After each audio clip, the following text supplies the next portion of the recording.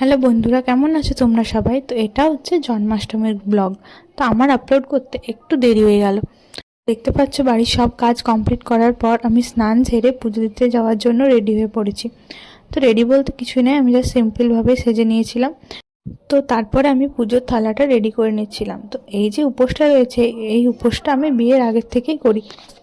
তখন বান্ধবীরা সবাই করতো, সেই মা আমিও করব করে ধরে নিয়েছিলাম।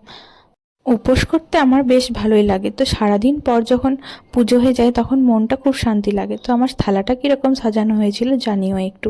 তো চলে এসেছি আমি হরি মন্দিরে পুজো দিতে। পুজো দিয়ে পরে আমি আবার বাড়ি চলে এসেছিলাম। তো এখানে মায়ের জন্য সুজি করছি, যেহেতু মায়ের জন্মাষ্টমীর পালন। আর এদিকে চলছে আমাদের পান্তুপালার প্রিপারেশন। তো যাই হোক, তারপরে আমি আবার একটু মন্দিরে এসেছিলাম। পুজো শুরু হয়ে গেছে, এখানে আমরা একটু পুজো দেখছিলাম। আর কিছুক্ষণের মধ্যেই পুজো শেষ হয়ে গেছিলো। তো দেখতে পাচ্ছ এখানে আমাদের কানাজি আর রাধারানীকে কত সুন্দর সাজিয়েছে। তো এখানে অনেক লোকজন এসেছিল, সবাই বসেছিল পুজো দেখছে। আর আমাদের তার মধ্যে একটু একটু গসিপ চলছে, সবাই তাই গল্প করছে মাঝে মাঝে।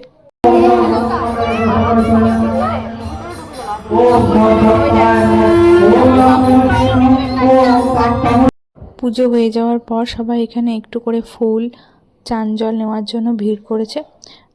চলো দেখাই এদিকে কি হচ্ছে। এদিকে হচ্ছিল হরিনাম সংকীর্তন। এখানে সব বাচ্চারা মাস্তি করছে, খেলাধুলো করছে। আর এদেরকে দেখে নিজেদের ছোটবেলার কথা মনে পড়ে যাচ্ছে, যে সত্যি কোনো মন্দিরে যখন পুজো হতো আমরা সবাই মিলে কত মজা করতাম। অষ্টমী ছাড়ার পর আমি রাত্রে উপোসটা আমার ভাঙি চান জল খেয়ে। তো এই ছিল আমাদের রাত্রের ডিনার। So bye bye.